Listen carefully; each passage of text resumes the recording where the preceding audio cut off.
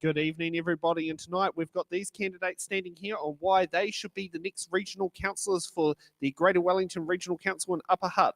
But with every election, there's one thing stepping in the way, and that's your vote.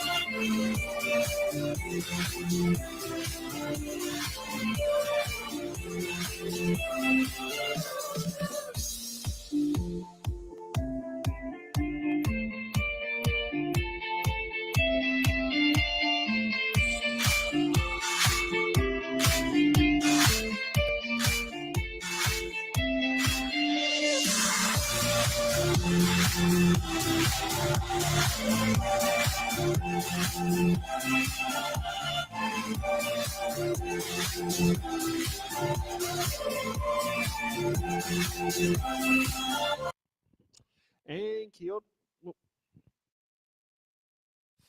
That works better. This is what happens when we have a war for the mute key. So tonight, on It's in the Ballot, we're in Upper Hutt, and we'll be finding out who our great regional councillors are. Luke, welcome back to, I think you seem to be the feature of the Upper Hutt It's in the Ballot shows. Certainly seems to be that way. So these two candidates here are who you're going to have to vote for. You've got to decide which ones to rank them. And remember, you've got to rank them up for STV up here for the regional council. They don't use ticks. So before we get to our candidates, let's get to our electorate video.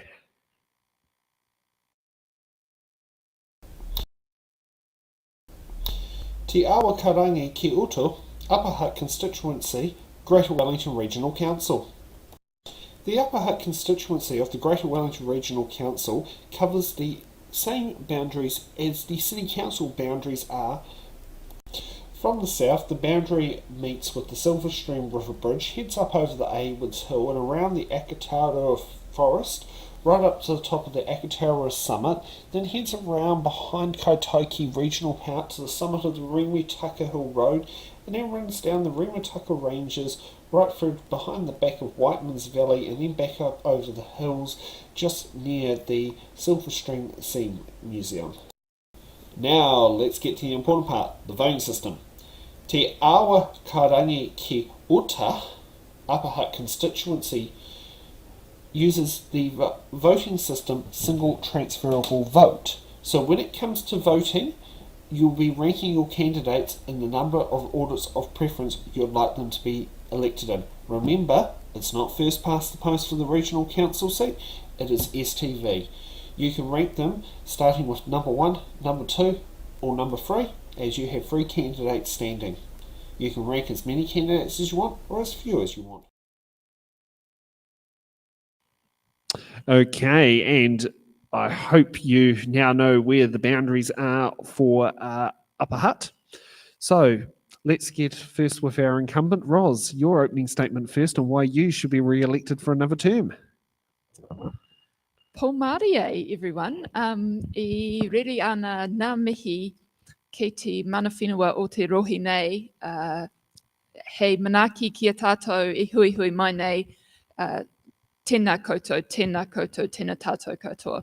Ko Ros Connolly taku ingoa. My name's Ros. I'm the current Upper Hutt Te Awa Kairangi ki Uta Regional Councilor, and I'm standing on a platform of enhancing our environment and creating a low carbon future. For me, our priorities are public transport that needs to be accessible, reliable and frequent and affordable.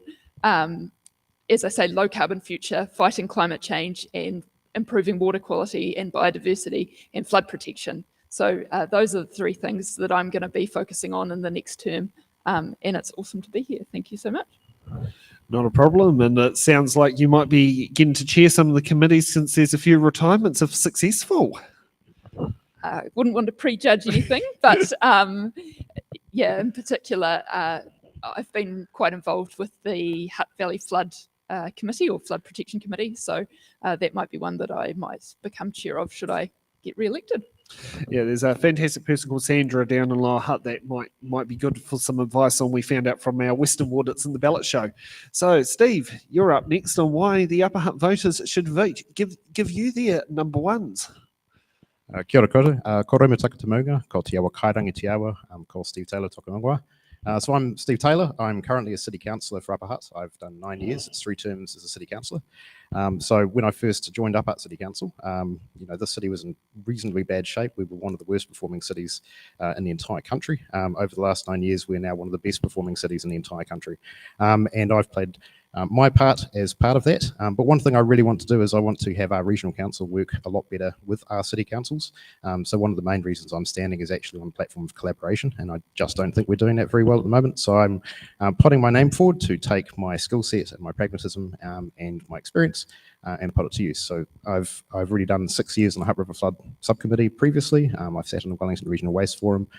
So I've worked regionally, collaboratively in some ways, and I'm now hoping that you will have the confidence and look at my track record that I can also do this job. Thank you. Okay, so you ready to get the questions up? I'm ready. Okay, let's sit there and take a quick break, and Luke will be over the other side ready to start opening up all the question boxes.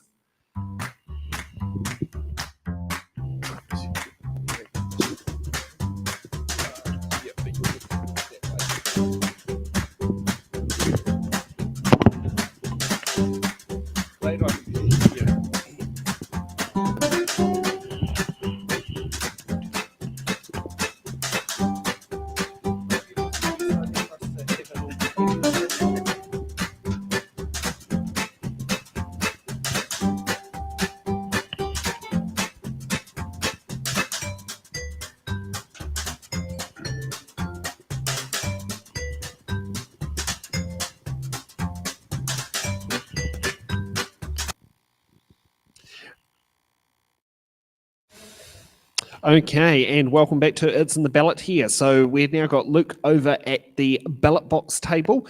So let's run through the rules just to sit down there and give you a bit of a refresher.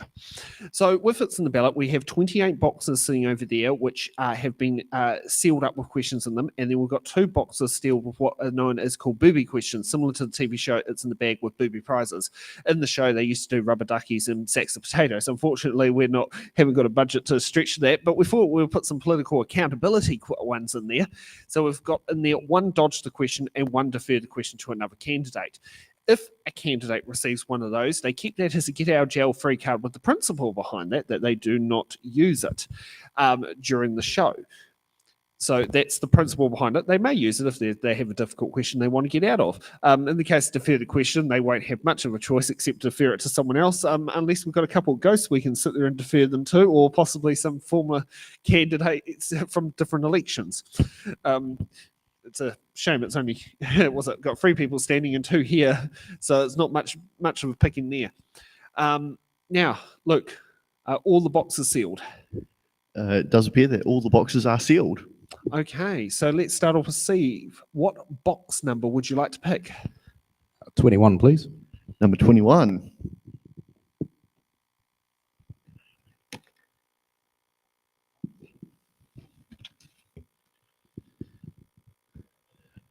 Alrighty, Steve. So you've got question number 3. We all recently discovered that there was no oversight of the fluoridation program and that our teeth had been rotting away on Greater Wellington Regional Council's watch. What steps will you put in place to see sure this does not happen again? Look, that's a great question. It's one of the 3 questions on fluoridation we'll have tonight. So what happened is basically it wasn't high on priority for Wellington Water. And so they didn't tell anyone that our water wasn't being fluoridated for a very long time, which is totally unacceptable. So they've tried to put some measures in place. What's now been made very, very clear to Wellington Water is actually fluoridation is very important, and we take it very seriously. It is a health issue, and therefore it will now be properly monitored and reported on back to the proper channels. Okay, Ros, what box number would you like to pick? Oh, okay, number 1. Box number 1.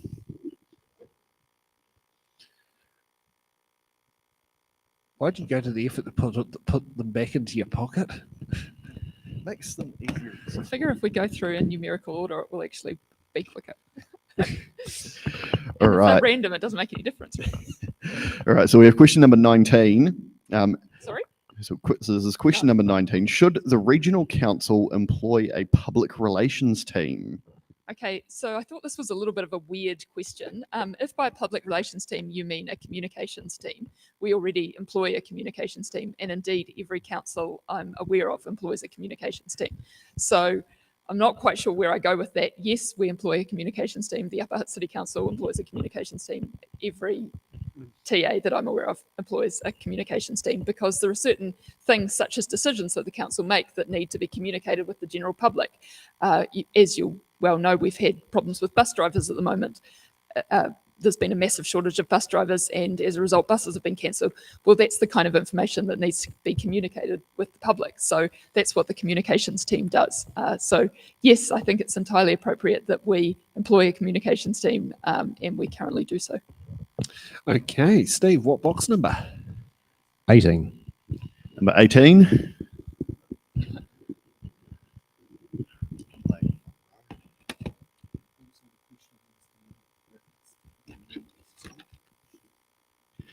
Okay, so question number 8 we have here is regarding public transport. Do you believe we should invest more or less relatively? If so, how do you see us getting to the required level? And if not, what other methods do you have for tackling congestion and air pollution? Look, I think we always want to invest more in public transport. The reality is, we do have constrained resources, so we have to try and figure out how we can best use those resources to invest effectively. In terms of getting to required level, in terms of tackling congestion and air pollution, there's certain policy initiatives you can put into practice. At the moment, there's been congestion charges being discussed in terms of trying to get people out of the cars. Look, some of those might be effective, but the reality is a broad range of tools available that can be used. Okay, what box number, Ros? I'm going to go with box number 5. Box number 5.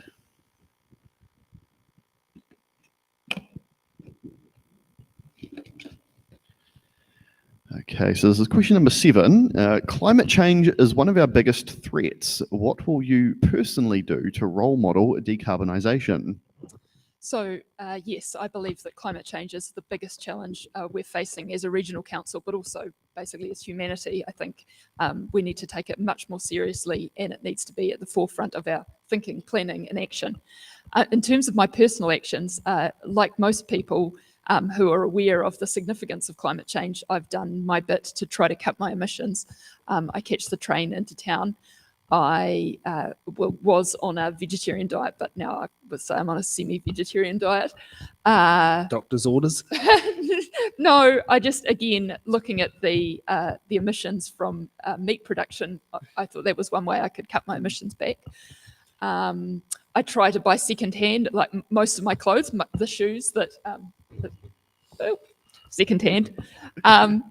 So try to reduce purchases of new goods that can't be recycled. So personally, I try to do my bit. I'm no saint when it comes to climate change, but I guess I also worry that climate change needs to be tackled systemically. It's not an individual problem, it's a community problem. We need to look at systemic solutions to climate change.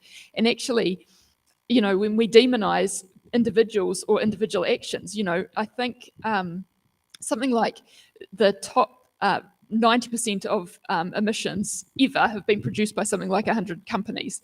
And then, you get told that you're a bad person because you're using a plastic straw. I just refuse to buy into that argument. Actually, we need systemic solutions, and demonizing individual people and individual actions isn't going to solve the climate challenge. Thank you. Steve, what's box number? 15. Number 15.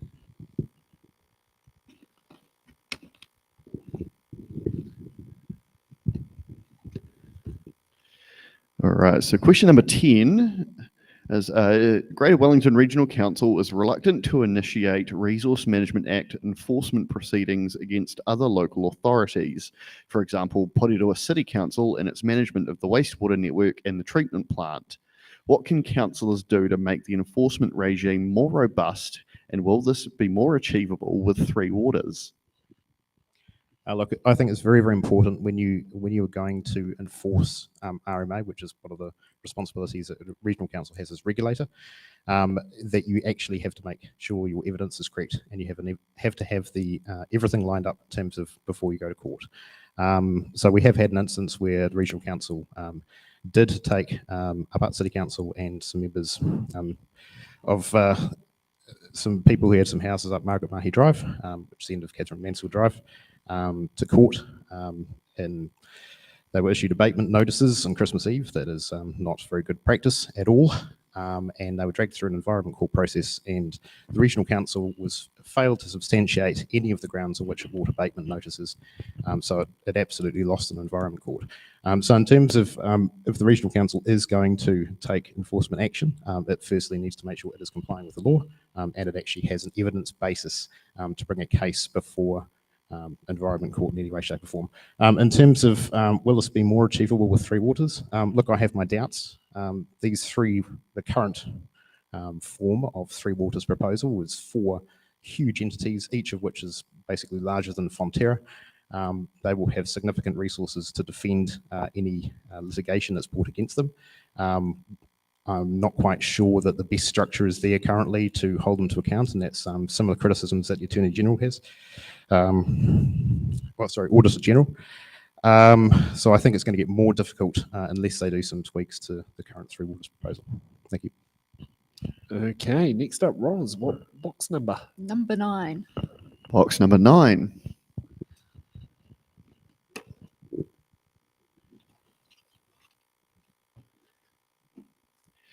Alrighty, so this is question number 16. What's your biggest priority for the next term, and how do you intend on delivering on that? So again, I think climate change and low carbon future has to be the biggest priority for me personally and in the regional council generally. I've talked about a number of actions in that regard. So transport that's as I've said, frequent, accessible and reliable. We are doing everything we can around the bus driver shortage, but it is not only a national problem, it's an international problem. So there are some real systemic challenges in that front, but I think we have some solutions there, including increasing bus driver wages, providing a better culture, and for example, not all the bus drivers have actual proper toilet facilities that they can use during their runs. So that was a wee pun. Just want to get a hands up from the audience. How many people here will be keen to get a Class 2 or Class 4 licence plus a P endorsement? I mean, I'm halfway there myself. I've got the Class 2 part, so yeah. I can see you as a bus driver. It was the mask stuff and COVID that scared me away, plus a bad job interview at NZ Bus. But I've had someone from TU who's been trying to be headhunting me for like the last 12 months, trying to say, I'll I can put in a good word, but I've just not budged at this point because I want to do this. It's in the ballot. Well, this is awesome, but driving buses is really, for the right person, it can be a really awesome and fulfilling career as well. So transport is one thing. I'm also championing the idea of putting in a new station at Timberley. Part of that is, although I definitely think it would be awesome for the residents of Timberley to have a station that they could get on, the train goes right past them, so why shouldn't it stop and let people on and off? But more than that, we need to be planning. Our town planning needs to take into account low carbon developments. So we can't have another development like Riverstone Terraces. To live in Riverstone Terraces, you need a car. You can't get to the shops. You can't get to the doctor. You can't get to a school without having a car. And also you have to cross a massive state highway network. So, building developments like that just entrenches our car culture, and we can't afford to entrench our car culture in the carbon crisis, the climate crisis that we're facing. So those are two examples, but I think it really needs to be the basis of all the decisions we make, everything we do at the Regional Council. And generally, I would say most councils around the country, they need to be weighing it up against a climate analysis and seeing, is this actually going to be benefiting us from the climate perspective? So, Steve, what box number? 12, please. Box number 12.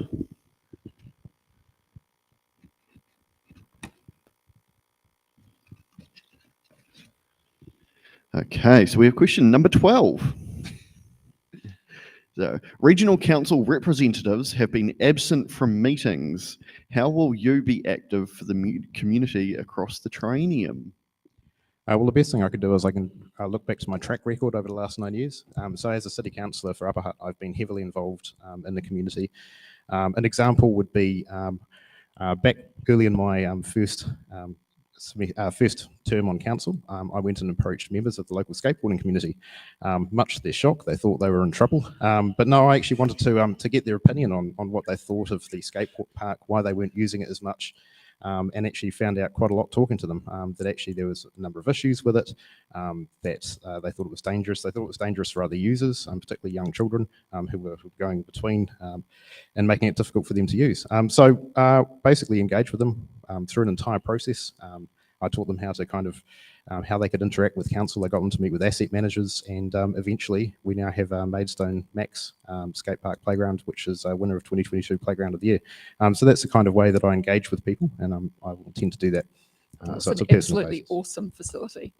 Every time I drive past the park, especially when it's not raining, and I see all the families and kids and people enjoying that facility, I just think what a great decision that was. Thank you. We weren't the only one that made it, but... Well, I don't think it would have passed if I hadn't been pushing it. Okay, Ros, what box number? We'll go with number 24. Box number 24.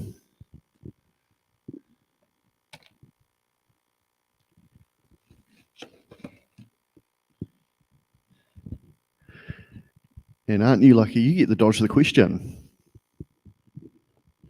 Can I just skip that and go to box number 27? Box number 27. So you don't even want to keep it as a souvenir? Well, I might bring it home and put it on the fridge, but Yeah, I think we're here to answer questions, so it seems kind of counterproductive to have a question, dodge the question. Oh yeah, but you got to keep it with somewhat of the theme of the TV show. Okay, so we have question number 25. Is, what will you do for people with invisible disabilities in the community to safely use public transport and other such facilities and feel like part of Upper Hutt? I think this is a really, really challenging question. So at Greater Wellington, this term we've put in place a public transport advisory group, which has been made up primarily of people with disabilities, including people with invisible disabilities. So they have advised us on our public transport policy for this year. And it's one of the things that we've done. We've put in place an accessibility charter, so that outlines what we will provide and what our commitments to all transport users, but particularly people who have accessibility challenges are. But ensuring that gets met day in, day out is really, really difficult. And I think ensuring that we have the best bus drivers, which is why, once again, Sam, I'm just putting in the plug that you should put your name forward to be a bus driver. Ensuring that we have the best bus drivers who have good training so that they can deliver the services is really, really important. And also information, signage. The other thing that you may be aware of is the total mobility service. It's a bit of a dog, to be honest. So it's possibly not relevant for people with invisible disabilities, but the total mobility provides a taxi service for people that can't use public transport because of their severe disabilities. But the number of providers who are available to actually provide that service is very, very low. So we're trying to get more total mobility providers on. In fact, Greater Wellington is even going to purchase some wheelchair accessible vehicles so that we can actually ourselves provide that service. So as I say, we have done a number of things to make it better for people with disabilities, but it's really, really hard. And so I guess just communicating with members of the public and staying in touch. You know, I'm a mum to a kid with autism, so I know some of the struggles. Mind you, the kids on the autism spectrum do tend to love public transport. So, but yeah, I understand some of the challenges, and we just need to, you know, be continually communicating with the community and listening to their suggestions for how we can improve the service. Barry Olofi was my the person who did my Class 2 course, which is a former NZ bus tutor. So I did have one of the best on my 2-day course. What box number, Steve? 25. Box number 25.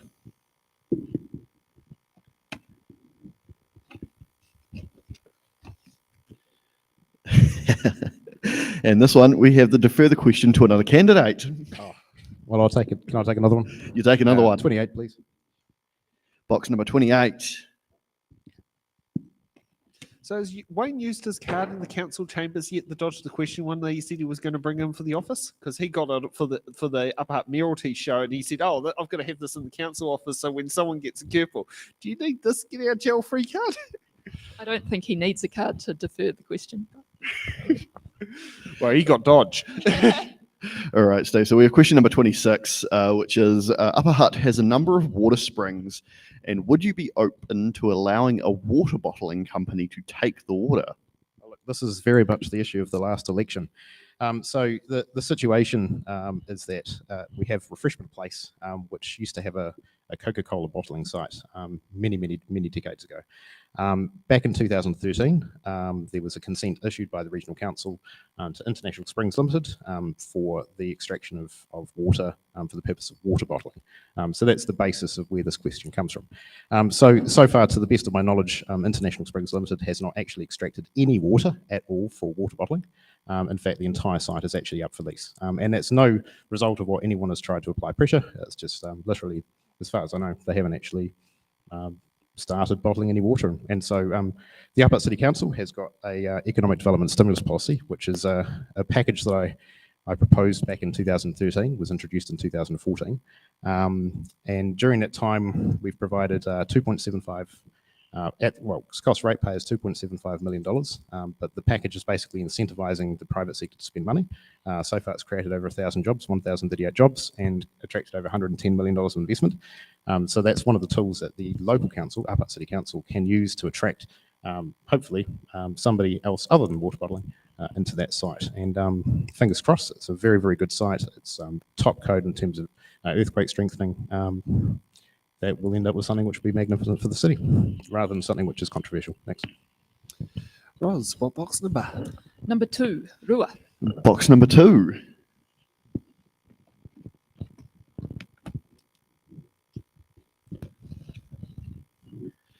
Okay, so we have question number 20. Once I find it.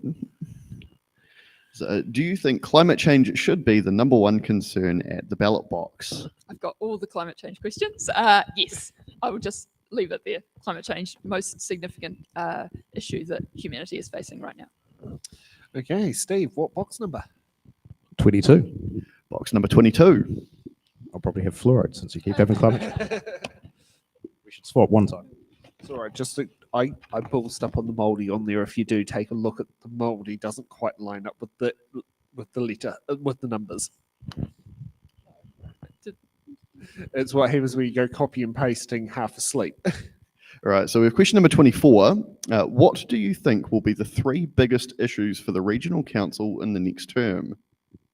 Okay, my opinion on what the 3 biggest issues will be. Firstly, is reform. There is a massive amount of government reform that is coming the way of regional authorities, local TAs, everyone. That is a huge workload to work through. It's not just the 3 waters reform. There's a future of local government, the shape of local government. It's a lot of work to get through. So that's going to be probably the biggest issue in terms of working the way through that. The second is actually prioritising what we can do in terms of constrained resources. We are in a cost of living crisis.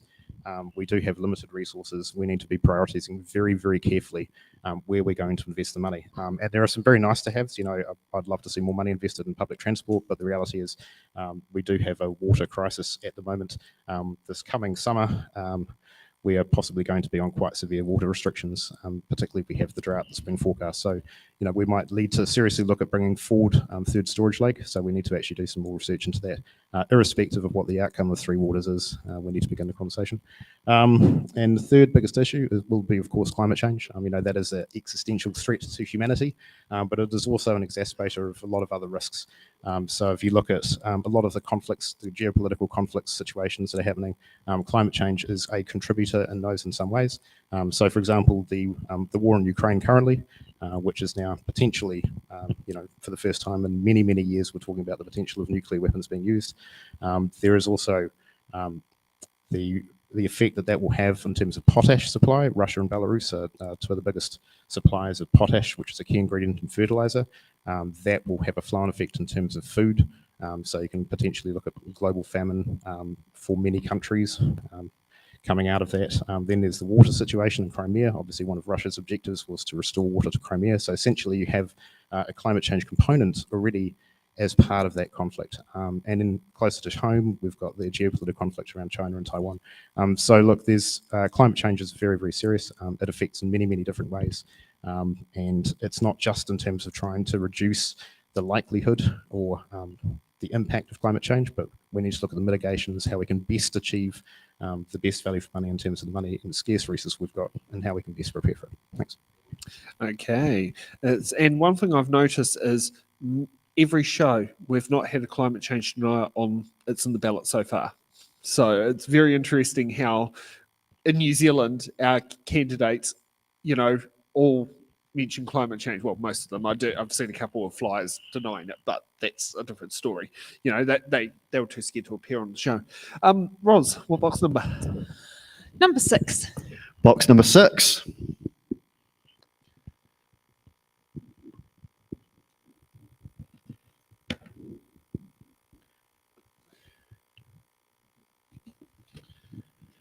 All right, so we have question number 21, which is, in your view, is the central government overloading councils with regulation and legislation? So I'm going to say no.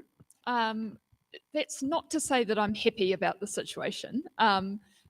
I do think that the increased responsibility, workload, the increased duties that are being put on local government need to be accompanied with funding and resources. But I don't think the government is just introducing legislation for the fun of it. We've had a number of really important bits of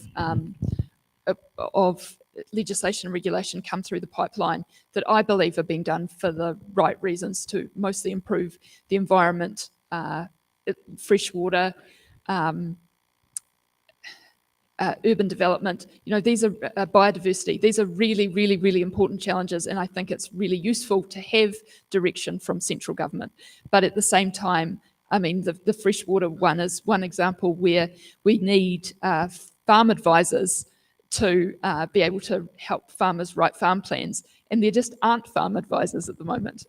So central government is looking to employ a whole bunch of farm advisors, and they're competing with regional councils who also need to employ farm advisors in order to implement the legislation. And farmers, of course, want their own farm advisors. Fertilizer companies and rural banks and those kind of things also want farm advisors, and there are no farm advisors. So, I don't always think that the way the legislation and regulation comes down the line is helpful, and I think they could do more to support us and to work with us to ensure that the right legislation is being implemented in the right way, in the right timeframes, with the right resources. But I don't think overloading is the word I would use. I think most of the regulations that have come are really, really necessary and really important, and will make for a better environment down the track. It's a pity I can't reverse dodge the question because I totally disagree on that one, but that's okay. Well, I think you should give your view then, because Yeah, I why think this not? is a debate, and we've been, in general agreement so far. So it would be nice. Yeah, to hear it'd be good to have a disagreement. Okay. So look, I'm going to say, has central government been overloading councils with regulation and legislation? Absolutely. Look, at the moment, the amount of reform that's going on is substantial. We are, I think, most TAs, most city councils, pretty much every council up and down the entire country is struggling with staff. Just trying to find people to actually go through this overwhelming amount of work that's coming through. We've got national policy statements which are coming in, interfering with work streams that were being planned around district planning. The classic one is the one that's basically 6-story apartments within fast rapid transport. So Upper Hutt City Council, for example, we had a very, very good plan change that was going to go out for public release. National policy statement gets released, and suddenly boom, okay, we can cater to that so much, and then you have Labor and National both coming around saying we're going to allow for 3-story houses, and you can't do anything about it if your neighbour wants to put three-story properties next to it. So that undermines, adds a lot of extra work, adds a lot of frustration, both from members of the public who don't understand why this is coming through, and from council staff. And then every other second planner is being nabbed by central government for their work program. So that makes it very, very difficult for local authorities to be able to go through this work again. I would note that if we do stick a train station in Timberley, we'll probably have to rezone that for 6-story apartments too, under the National Policy Statement for Urban Development. Yeah, look, add 3 waters. 3 waters is a massive work stream. It comes at huge cost. It comes at huge amounts of staff time. The more time that staff are doing that, the less time they're doing other things. And then there's the future of local government. So these things keep coming. And look, I don't necessarily disagree with the sentiments of where they're coming from, but the workload is massive. And some of these things do need to slow down. Otherwise, mistakes will be made, and we'll end up with something worse than what we had before. So I think that we need to stagger them, maybe get through the future of local government reform first, see what the outcome of that is, and then go from there through some of the others. It actually is something from an architect. He sat there and said there is no economic benefit of being 6 stories. It's either 4 or 8. He said because number 5 is when the costs shoot straight up, and to equalise the amount, you need to get 8 stories to have the same benefit as a 4-story building. So that's something that came back out in the 2020 general election from Bruce Walsh, I think his name was, new Conservative candidate, but he was an architect by trade. Okay, Steve, what box number? 19. Box number 19. So yeah, the free market would sit there and say you will not end up with more than a 4-story building, in theory, on that basis of 6, where they say you should put 6 stories. All right, so we have question number 23, which actually isn't written on the card, so I'm going to have to... It is written on the screen. It is written on the screen. So do you support the use of masks, especially indoors, particularly on our public transport, as an important tool for keeping COVID at bay and others safe?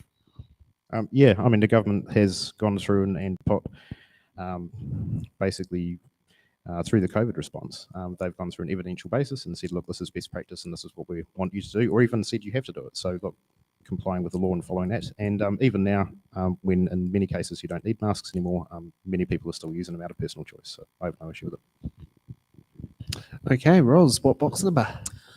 Sweet 16. Sweet 16. I feel like implementing a bit of bingo lingo. Why Two not? fat ladies. If you're Tracy Martin, you somehow always get it to New Zealand first. Whatever number she chose, she somehow made it to revolve around New Zealand first. Okay, so this is question number 5. The Greater Wellington Regional Council recently failed in its oversight of our fluoridation program. Will you subsidise or cover the cost of our dental treatment for the next 5 years to make up for this failing? So this is question number 2 of the 3 fluoride questions that are in the boxes. But this one is possibly the easiest one to answer. No, I will not be paying for your dental costs, sorry. And I don't think the Regional Council should either.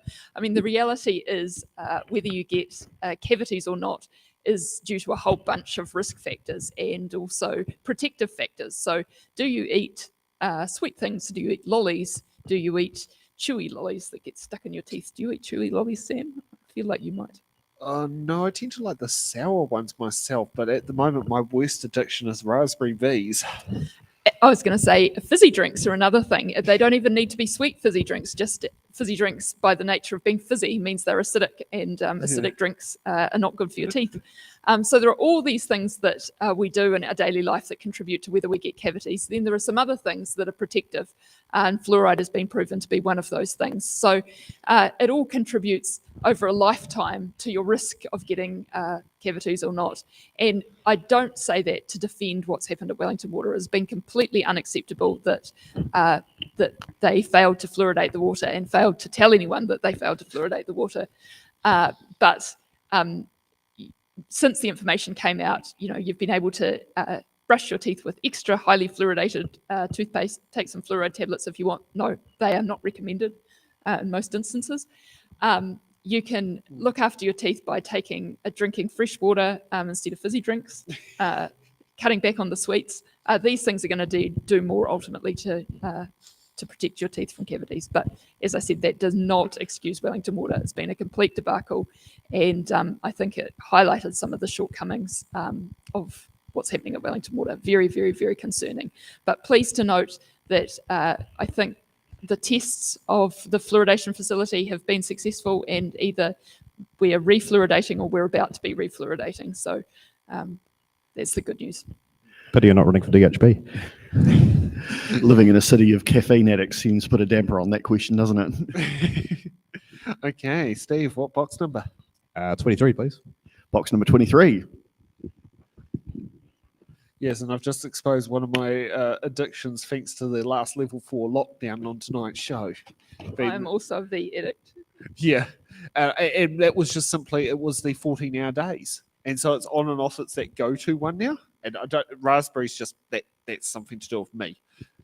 I'm more in favour of the blue ones myself. Blue ones are particularly delicious, I have to concur. All right, so question number 2 is a Greater Wellington Regional Council has recently considered bus fares. Do you think bus fares should be free? And if so, when will you implement this? No, nothing is ever free. Someone always has to cover the cost of it. Look, I'm much more in favour of targeted fare reductions for those that actually most need it or where there's most effectiveness. I don't think that bus fares should be made completely free. I think it would end up costing a lot of money, and I don't think it would be beneficial. So just to add to the flavour of debate, I very, very much believe in free public transport, not just bus fares, train fares as well. We've seen through the government providing half-price subsidies that it's not actually that expensive. They could probably provide free public transport throughout the whole of New Zealand for 300 million, which is less than they have paid to subsidise Petrol and diesel. Yeah. And it would be a massive, massive contributor. It would be helpful for people who need to get around. It would be helpful for their incomes. It would be a massive game changer on the climate front. And it would be good as an inflationary measure or anti-inflationary measure. So I can only endorse this. Clearly, the Regional Council doesn't have 300 million itself to fund it, but I think it should be funded. And I think the central government should come to the party and fully subsidise. So just repeating, it's not free if it's going to cost $300 million. Someone still has to pay. And I can also, while I'm not candidate this time around, but in 2019, I worked out in Wellington between Zone 1 and Zone 3, you could get free public transport for $1.67 per week in loss of fare reduction of loss of fares. And the other thing is all the bus contracts, and I think the trains are flat fixed rate contracts. So the person who the transport operator receives the same amount of money whether the bus has got any passengers on it or is full to the brim. They will still receive the same amount of amount of money in their contract for the job on our current Sounds structure. like you should stand for the regional council. There, You're Sam. saying, why aren't you here? Well, Darren did sit there and say this, but I decided it's in the ballot was more important. Well, we do have a third candidate who's not even from Upper Hutt, so you could actually meet the criteria. You could speak for him. Well, his house is closer to my PO box than I live. I guess, we've talked about the importance of climate change and how that it is the existential crisis facing humanity. I don't think we can underestimate 300 million to provide public transport, which would be a massive contribution to cutting our carbon. I believe that's worth it. And yes, as Steve says, it's not free. It's just funding it in a different way. But having a user charge discourages people from catching public transport. And I think that's wrong, especially in our current climate crisis. Yeah, but remember, some people are actually happy to pay. I mean, and are quite capable, and so, many people who do use public transport are quite happy. It's a great service. They can afford to pay it. They make good use out of it. They choose not to use their cars. So that's why I prefer the idea of actually targeting to those who really, really do struggle to be able to afford it. Okay, Roz, what box number? Oh, number 13. Box number 13.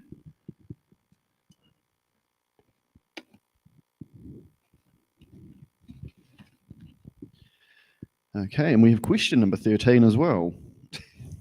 So, a councillor resigns 12 months before the next election. What would you propose for the vacancy?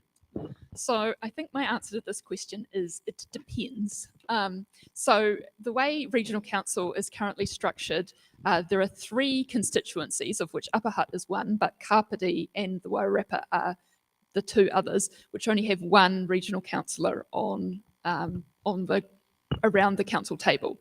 And so I think my answer to this question would be different depending on whether we were talking about one of those constituencies or whether we were talking about Wellington, which say has 5 councillors around the table. So if it happened in Wellington, where one of the 5 councillors stood down, of course, 12 months before the election, you don't need to hold a by-election. You can do nothing and divvy up the roles and responsibilities to other councillors, or you can appoint someone to the role. So if it was Wellington, where, as I say, there are 5 councillors and if one of them resigned, there would be 4 remaining councillors, I think my answer would be they could divvy up the responsibilities and each of them could get a little bit more money, because you have to, according to the Remuneration Authority, divvy up their pay as well as their work.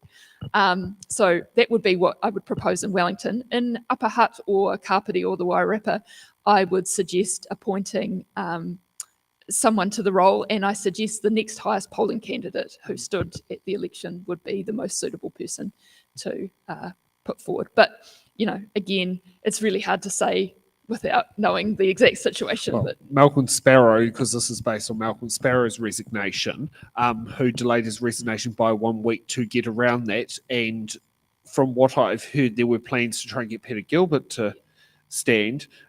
To fill in, and no one actually talked to Peter to say, actually, I don't want to restand. he didn't want to do that. So yeah, it may well be that, obviously you stand for election, and if you're unsuccessful, you get on with life and go and get another job. So suddenly being offered the position 12 months out from the election may not be suitable at all. But, it very much depends on the situation. Steve, what box number? 20, please. Box number 20. No, it's quite interesting. In Lower Hutt, they were thinking it was to do with David Bassett's resignation, because his one was slightly in the other direction, which forced a by-election. So it's interesting when you find out, because I know who submitted that question. It was based on Malcolm Sparrow's resignation, not David Bassett's. Alrighty, so we have question number 1 here. So as more farms are turned into pine forest, how will that affect the requirement in the future for poplar poles to control erosion? So I think most people wouldn't understand this question.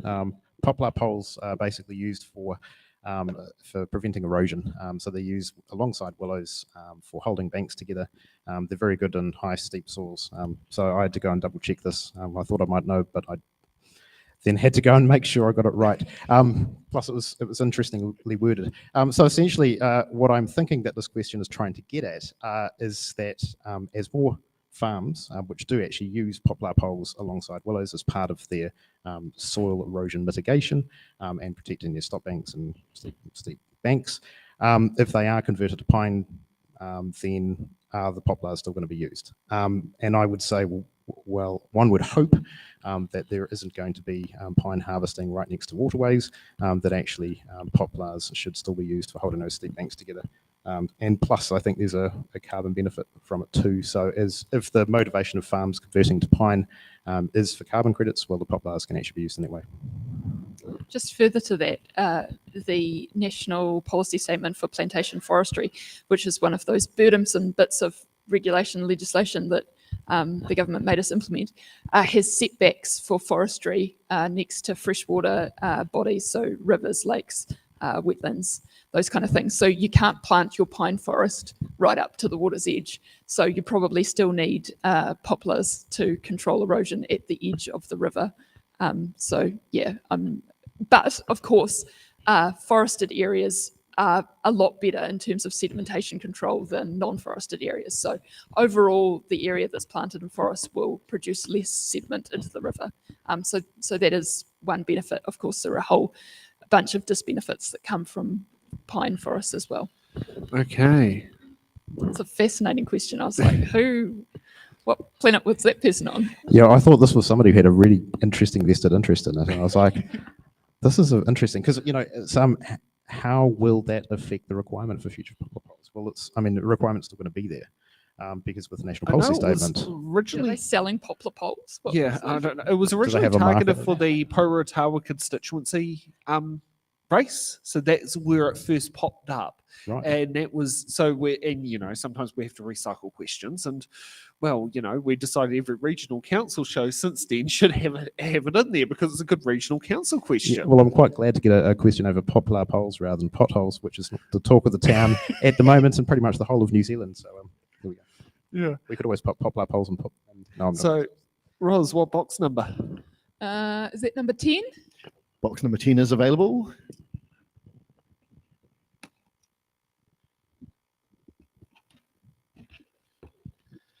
Okay, and we have question number 27, which is, what are you going to do to make sure young people can drive change in the region?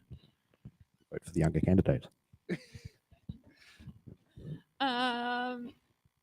So in local government, politicians tend to be quite old.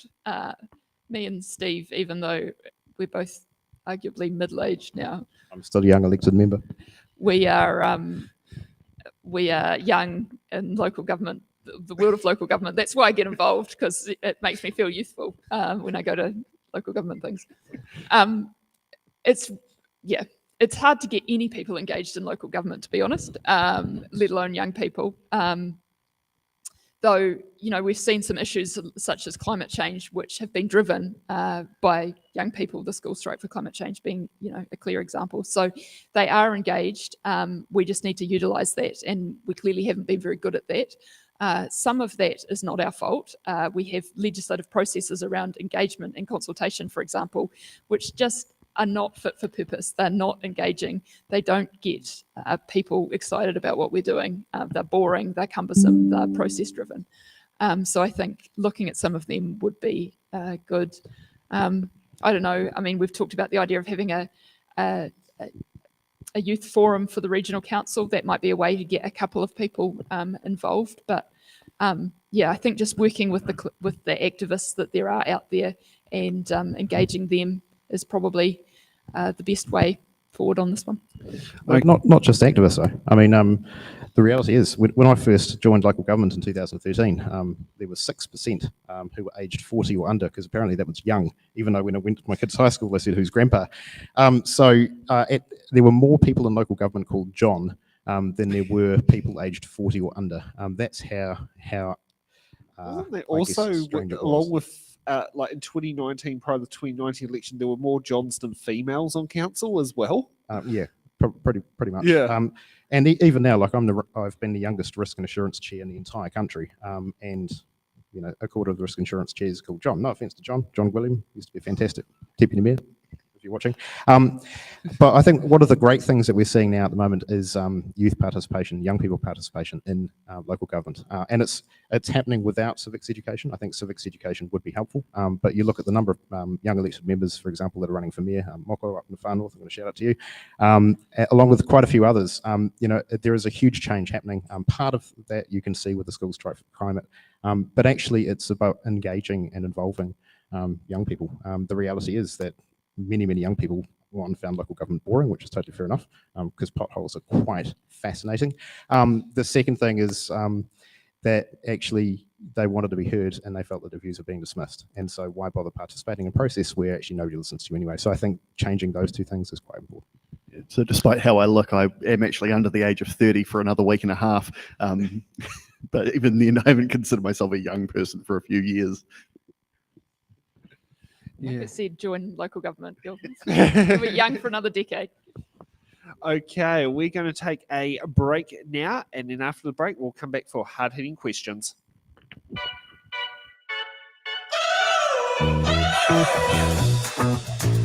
driving cars on a Mars tonight. We're passing off to the stars tonight. We wanna go, go. We wanna go, go.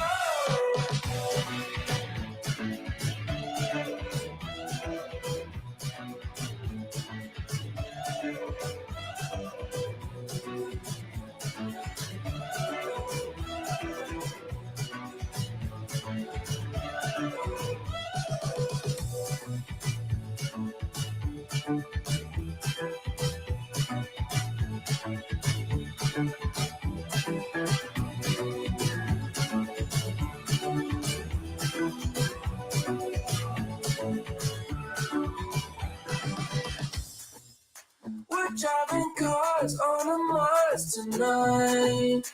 We're passing off to the stars tonight. We wanna go, go. We wanna go, go.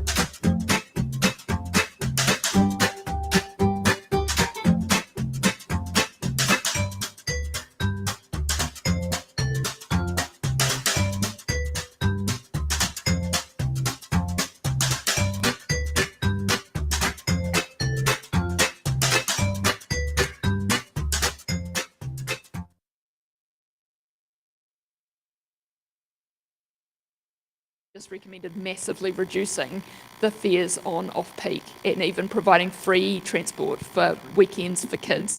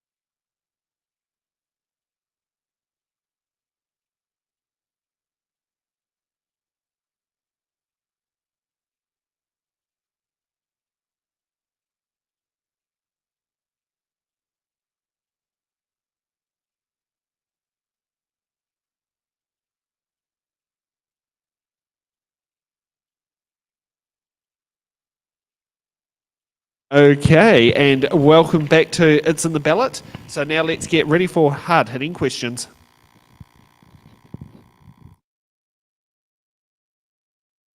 Let's just ignore the graphic and we'll just get straight to the hard-hitting questions.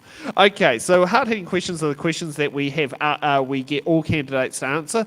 In this case, you got 2 candidates here, so it wouldn't feel that much difference. But when you have a show of about 8, it does take a bit of its time.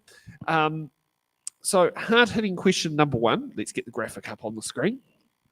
What is your position on free waters reform, and why have you come to that position? Let's start off with Roz. So this is one of the questions I'm asked most frequently, and it seems that I give an answer that's very similar to most of the other candidates that are asked about that. So my position on Three Waters reform is that in the current format, I'm not a supporter of Three Waters reform. However, I believe Three Waters reform is very, very necessary.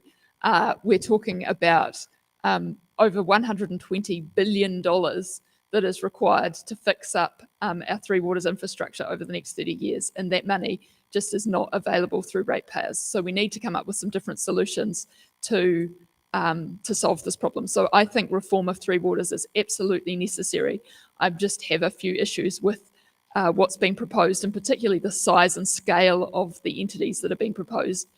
As we know, the entity that Wellington's part of goes from Gisborne all the way down to Nelson, which presents some operational challenges, I would have thought, but also a massive area. And how do we ensure that the issues for our ratepayers are prioritised when you've got this massive, massive area? So, I don't deny that reform is necessary, and I think I'm probably more on the spectrum of supporting the concept behind reform for some of my colleagues, but I just have concerns about what is proposed. I also, for the record, I support having mana whenua involved. I think a lot of the criticisms about the model that have been raised are fundamentally racist, and I think the involvement of mana whenua is going to lead to better outcomes.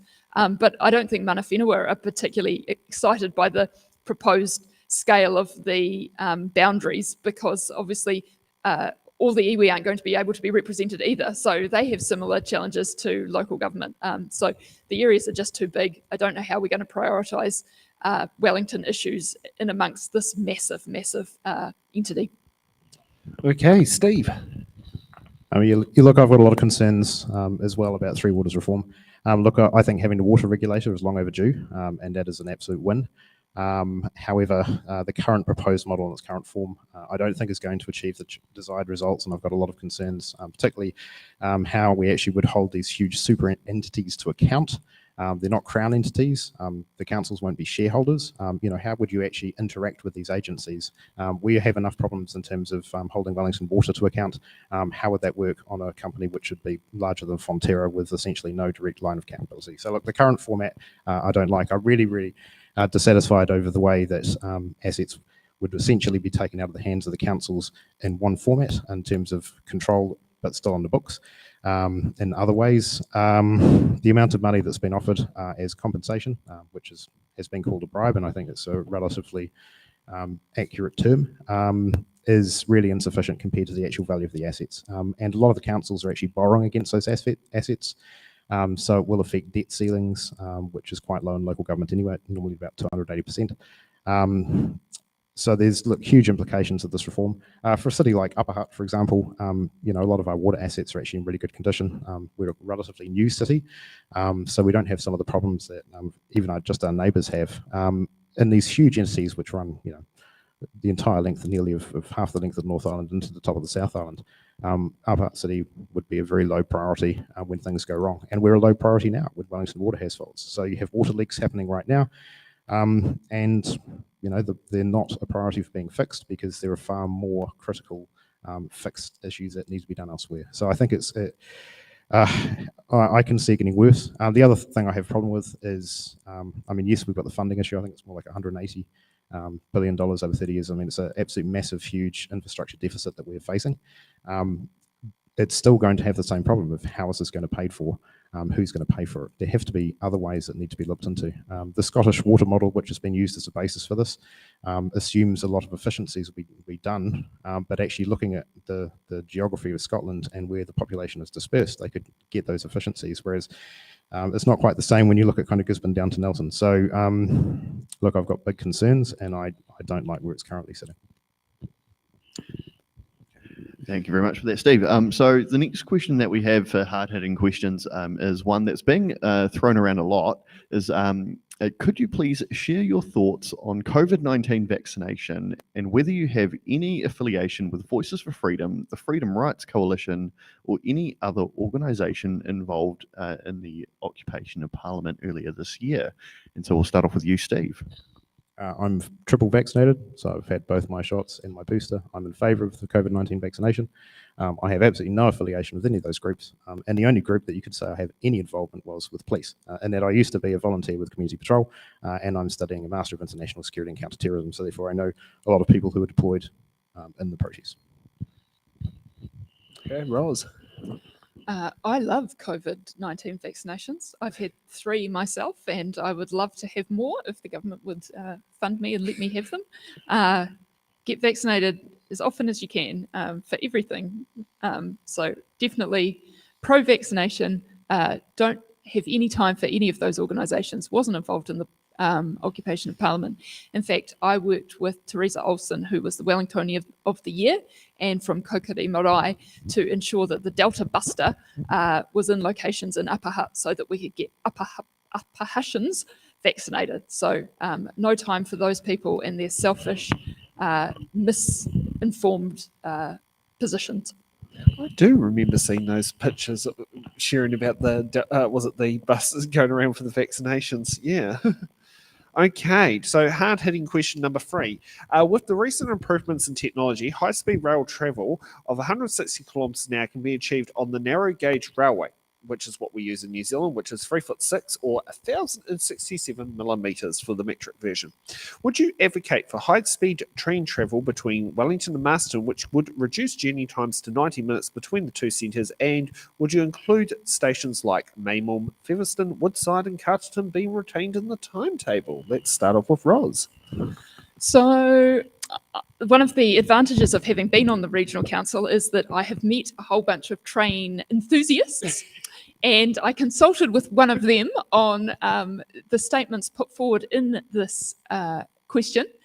So I definitely do not want to reduce the number of stations. In fact, I want to increase the number of stations. The point of a train network is to get people where they need to go, and bypassing stations doesn't help with that. But I am told under good authority that we probably wouldn't need a train that goes at 160 kilometres an hour because the area that we're talking about doesn't really justify it. But a train that goes at 130 kilometres an hour would be fine, and that's the kind of train that's operating in Brisbane at the moment. And if we had a train that went at 130 kilometres an hour, it could do Wellington to Masterton in under 90 minutes with all those stops and a few more. Steve? Well, I guess the only real thing to add to that is, look, I would just want to check that. I mean, the gauge is good, but you know, some of the tracks are a bit curvy. Queensland does use 160, and they use the same gauge. So that was how I knew that I could put the question out there without actually being told the wrong. You might have your information slightly wrong.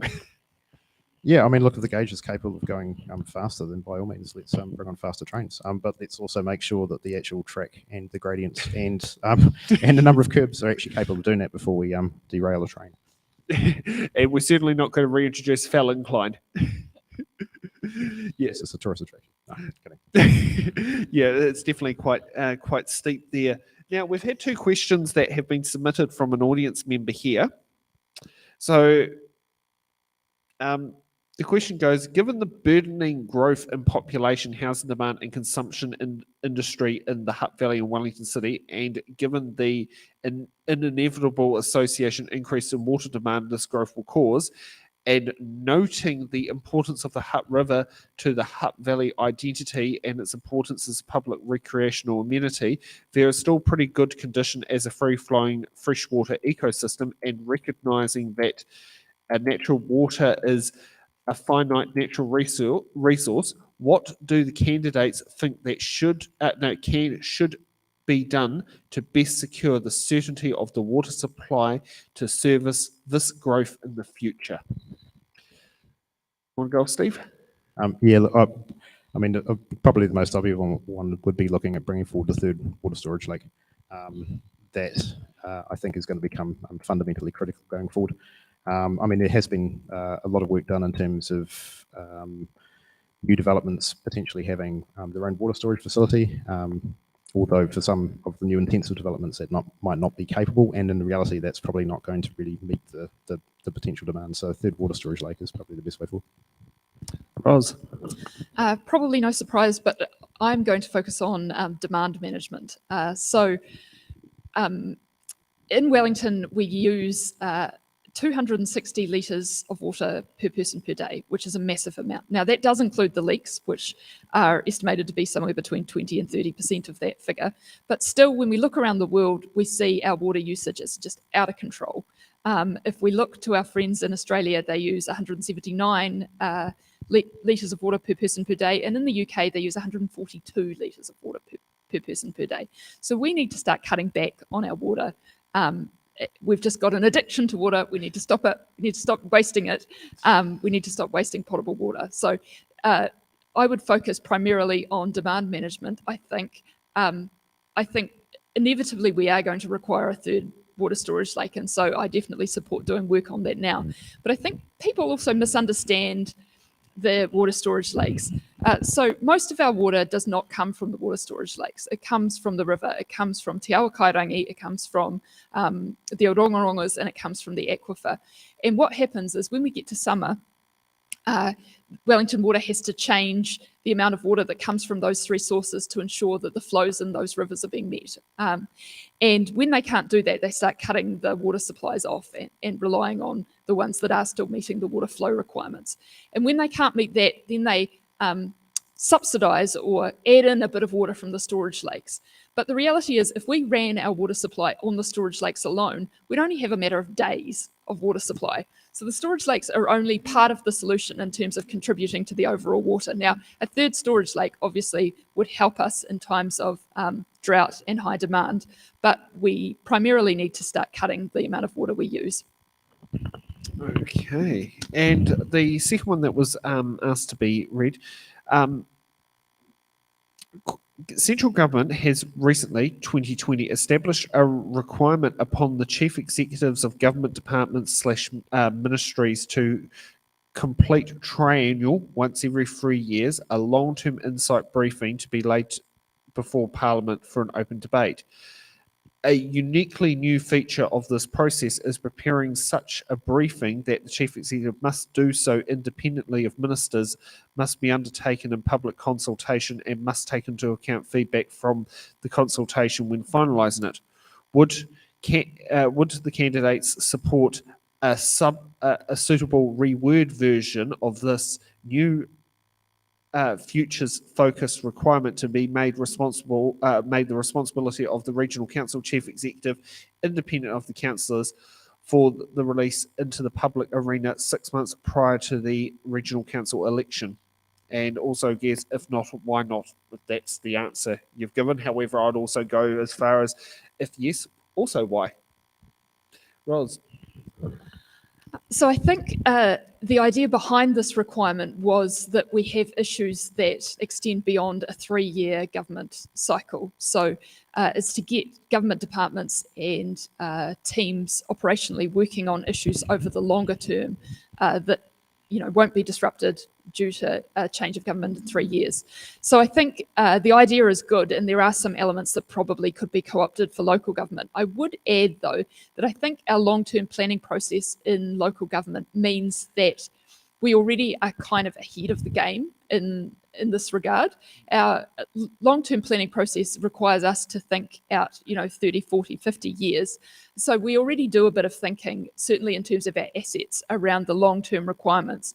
And those plans extend beyond just the current councillors. So I think we're ahead of the game.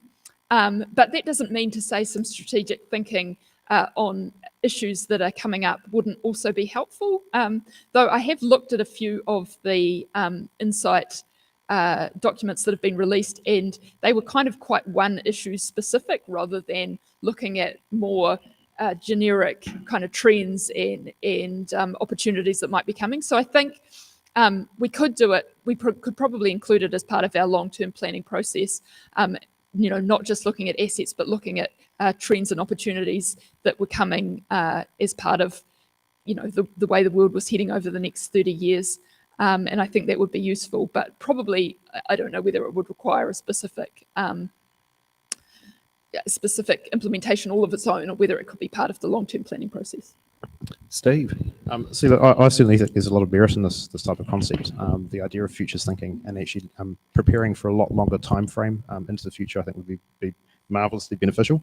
I do have some criticisms over the current way we do long-term plans. We do look 10 years ahead. They're not really long-term plans. They're more kind of 10-year single year resource allocation plans that really are only relevant for the primary 3 years because they pretty much always change.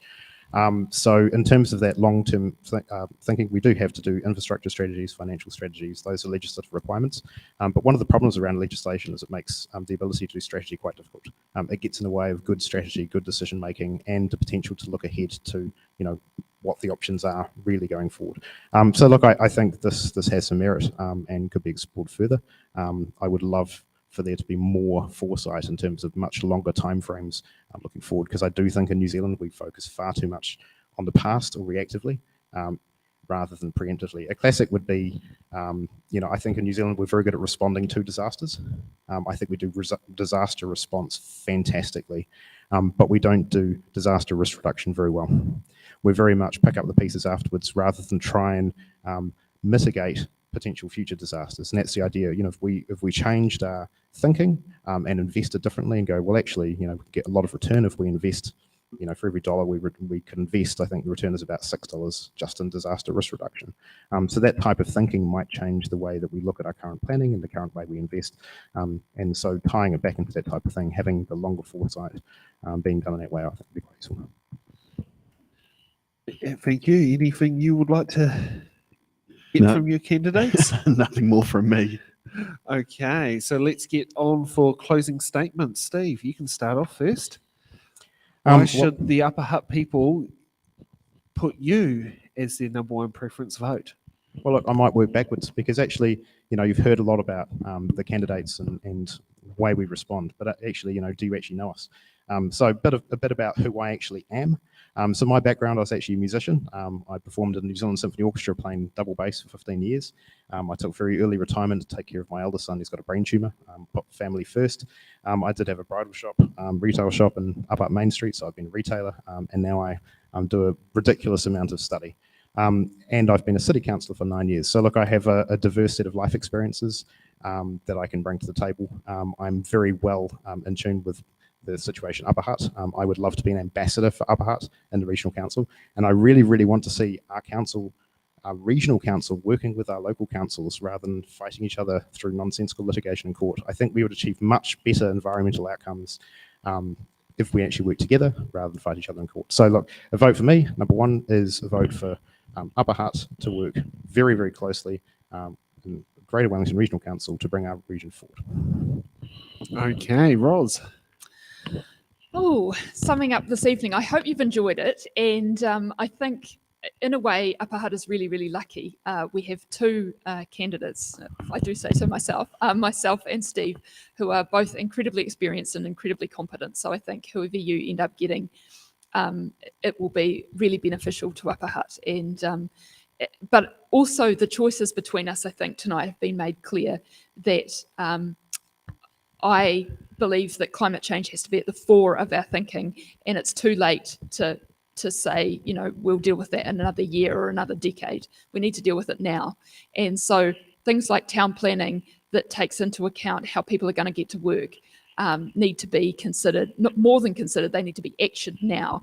We need to start building places and spaces that people don't require cars to get to. So a lot of actions I have around transport. I believe in increasing our biodiversity, ensuring our environment and our fresh water is as pristine as possible. And I possibly am more, what's the word? I think that the government should come to the party and fund a lot of these things through taxes rather than user charges, because I want to see as many people using public transport as possible. I want to see the decisions that we make be putting the climate first. So that's where I come from. In terms of me, I was a chemist initially, not a pharmacist, a scientist, mixed potions, and I did a lot of environmental chemistry. So water testing was something that I did in the lab. Actually, I cleaned a lot of glassware because you need really clean glassware to do water quality testing. But then I became a public servant and have a master's in public management. And I've been on the Upper Hutt City Council, and now I've served you for 3 years on the Regional Council. And I think the Regional Council has made good strides this year to put the climate first, to improve our transport, and to look at things like pest control and replanting our regional parks in natives instead of grazing. So I think this is a regional council that you can be really proud of, and I hope you'll consider voting me in for another 3 years. Thank you so much. And I'll say thank you for having an election in Upper Hutt. I know 2016, I believe, was elected unopposed. I'm not sure about 2013 because I wasn't living in Wellington at the time, but thank you for putting your name forward to have a race. That's something I definitely do like to sit there and see there, and you get to meet some fantastic people out there. And this is something I've learnt from It's in the Ballot. Thank you, Luke, for joining me back behind the desk. You're more than welcome. After 3 out of 5 of It's in the Ballot in Upper Hutt, it's been an absolute pleasure, and I hope It ended next up time... being 3 out of 5. That wasn't planned, but yes, that is true. Yes, because we did that special one on the Saturday night. Now, and also thank you to Stacey and Ray, who are behind the scenes, who have managed to keep the show going. And thank you to our audience for participating tonight and coming in and, shall we say, keeping us going there. And some great questions in there. I want to steal them for other shows because they're actually pretty useful ones that actually encourage provocative thought and informed answers. Now, tomorrow night, we won't be having any live shows. We'll be having 2 reruns at 12 p.m. and 7 p.m. And on Sunday, thanks to our Patanui show Clash, thank you, Parora City Council, for listing the wrong date on the website, but hey, what do you expect? We will also be having another night off. So there'll be 2 reruns, 12 p.m. and 7 p.m. And then on Monday at 7 p.m, we'll be having the Otaki Ward show for the Kapiti Coast District Council. Tuesday, we've got the Takapū Northern Ward for Wellington City Council. And Wednesday, we got Kairangi, our, how do you say the Lower Hutt version of it? Te Awa Kairangi Ki Tai. Ki Tai. So that's at the shore, yeah, and Ki Uta is inland. Yeah, Lower Hutt Constituency for the Greater Wellington Regional Council at the Little Theatre in Lower Hutt. So, you know, we can get a bit of an audience. You'll see a few more people on the stage this time. I believe there are 5, is there 5 people standing? I think there's 5. Might be more. Might be. Yeah. Your stage is going to have a few more candidates on it than, say, tonight here. But, I mean, there's more positions available in Lower Hutt. Thursday is the Pakakiriki Raumeti Ward for the Kapiti Coast District Council. Friday is Northern Wood for Hutt City Council. And then 2 Sundays away... Sorry? No, that was Tuesday. On Tuesday, on Tuesday, and then Northern Wood for Hutt City Councils on Friday.